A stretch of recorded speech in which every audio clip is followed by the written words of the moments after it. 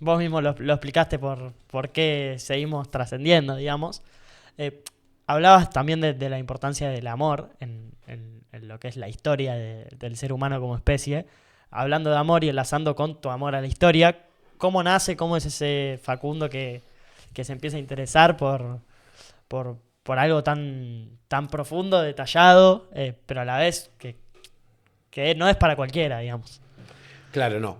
Sí, claro, por supuesto, no es para cualquiera. O sí, tal vez sea para cualquiera y a veces los que generan conocimiento hacen ahí medio unas trampas para que parezca difícil el conocimiento histórico y finalmente no es tan difícil. Pero digo, no quiero arrancar por el final, quiero arrancar por el principio.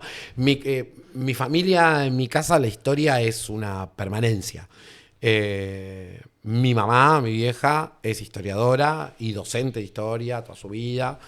Y la historia, bueno, es parte fundacional de ella, su gran pasión, sin lugar a dudas.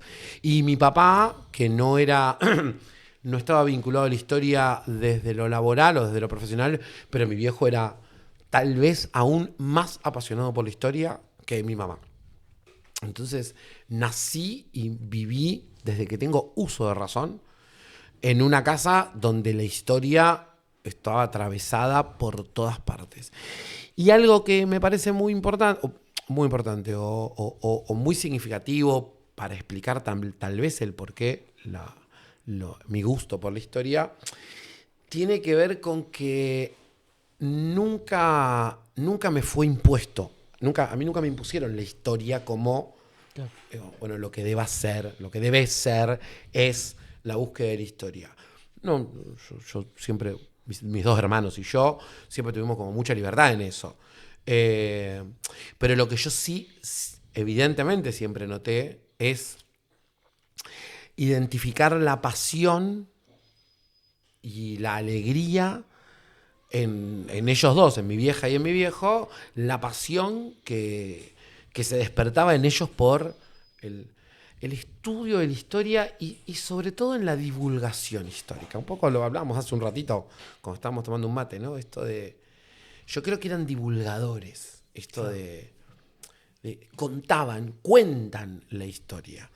Entonces, cuentan la historia, sí, contaban la historia, y siguen contando mi vieja en este caso, eh, sin esperar que del otro lado sucediera alguna clase de epifanía extraña o de, bueno, hay que, no sé, sentémonos acá alrededor de esta mesita a escuchar a papá que nos va a contar, qué sé yo, la historia del segundo gobierno de Juan Manuel de Rosas. Y todos teníamos que estar obligados a escucharlo. Por suerte no.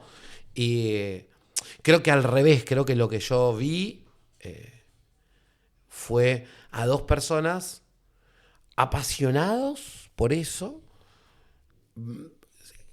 dos personas que experimentaban el goce, como en términos como bien lacanianos, experimentaban el goce en esa lectura de la historia, en la charla de la historia y en materializar la historia. Mi papá, bueno, mi viejo era constructor, no, Claro. su profesión era ser constructor y hizo en San Martín, donde yo viví toda mi vida, está el museo de Juan Manuel de Rosas, porque de hecho Juan Manuel de Rosas vivía en donde hoy son los bosques de Palermo, estaba la casa, hasta que fue dinamitada por Sarmiento, pero vivía ahí, pero las caballerizas y todo lo tenía en San Martín y la batalla de Caseros, cuando lo derrocan, es justamente Caseros, entre San Martín y 3 de febrero. Entonces ahí se armó un museo, qué sé yo, donde estaba la caballeriza y el que estuvo a cargo de el armado, la remodelación y la refacción de ese museo fue mi papá. En parte porque era amigo muy conocido de quien fue el director del primer director, creo, del Museo de Rosa de San Martín, Poledo. Claro, pero un Eh, vínculo con la historia ya. y yo tengo el registro, eso fue, parece que en el 91, 90, 91, yo estaría en tercer grado, me parece, segundo o tercer grado. Y yo tengo el registro de mi papá llevarme a esa obra, pero que era una obra que era una construcción, pero era una construcción donde, sí, sacábamos balas de cañones y había un laburo en cuadrículas. Eso a mí me. Yo creo que eso a mí me fascinó desde chiquito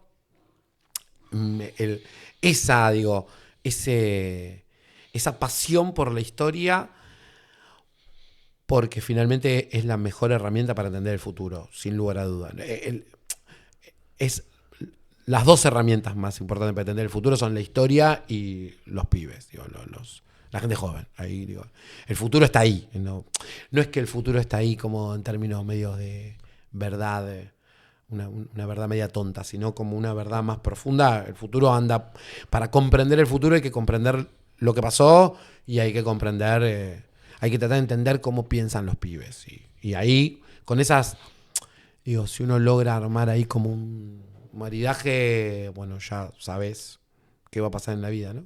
Entonces esto, volviendo a la historia, de ahí yo creo que tengo la gran pasión por la historia y después, espero que esto no lo esté escuchando ningún ex profesor mío del colegio secundario, ¿no? Yo tuve profesores que fueron unas desgracias, eran gente espantosamente desapasionados, horriblemente acartonados, personas que uno percibía en el día a día esta cosa de una bulia total. Y yo creo que ahí es donde terminé como de redondear, por un lado, mi pasión por el conocimiento histórico y por otro lado, mi pasión por enseñar historia, que a mí me apasiona aún más enseñar historia que investigar la historia, que también me gusta mucho la investigación histórica, pero... Suele pasar eso de que ante una mala experiencia uno quiera como hacerlo bien. Lo que le demostraron mal hecho, uno lo quiere hacer bien. Sí, claro, sí, claro. Nuevamente, volviendo a esto de uno es hijo de sus padres, dijo alguna vez algún filósofo, en términos mucho más profundos. Uno es hijo de su herencia. Y de esa herencia uno no se puede escapar nunca. Haya sido buena o haya sido mala, ¿no? Digo, la psicología entera, que es posiblemente la disciplina más interesante que dejó el positivismo del siglo XIX y todas las corrientes subalternas que fueron desarrollándose, tiene un basamento, un tronco general de, bueno, uno es su herencia y cómo tramita uno esa herencia, ¿no? Tanto mi vieja como mi viejo estaban convencidos y tenían un convencimiento total de algo que a mí me parece fascinante al día de hoy, y yo sigo pensando lo mismo, ¿no? Esto de, es posible, existe la posibilidad todo el tiempo de cambiar la realidad. La realidad se puede cambiar. Y la realidad se puede cambiar cambiando al hombre. Cambiando, término ahora no correcto, cambiando a las personas. Porque el hombre es un término horriblemente machista. Cambiando a las personas. Si uno puede cambiar a las personas, bueno, ahí se cambia la realidad. Las condiciones materiales tal vez no son tan fáciles de cambiar. Pero las personas, si uno puede cambiar a la persona, uno cambia la realidad. Y ahí es cuando mejora el mundo, finalmente, ¿no? Y el canal de difusión, así como esto es un canal de difusión, el canal de difusión